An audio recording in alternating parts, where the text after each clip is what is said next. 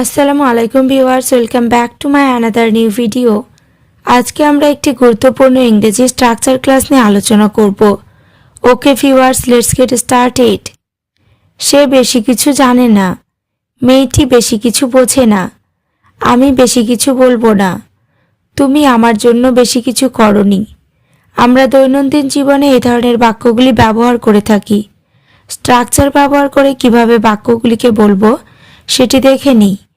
স্ট্রাকচারটি হলো subject plus helping verb plus not plus V1 plus much plus object. বেশি কিছু এই অর্থে স্ট্রাকচারটি ব্যবহার করব।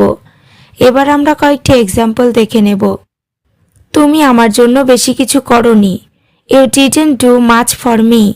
এখানে ইউ মানে তুমি সাবজেক্ট, ডু মানে করা ভার্ব, মাচ মানে বেশি কিছু, ফর মি মানে আমার জন্য object. You didn't do much for me মানে তুমি আমার জন্য বেশি কিছু করনি।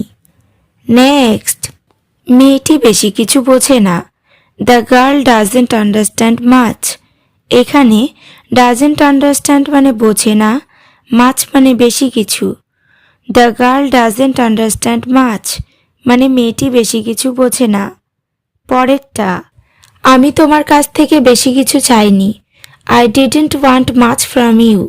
এখানে ওয়ান্ট মানে চাওয়া ভার্ব, ফ্রম ইউ মানে তোমার কাছ থেকে। I didn't want much from you মানে আমি তোমার কাছ থেকে বেশি কিছু চাইনি।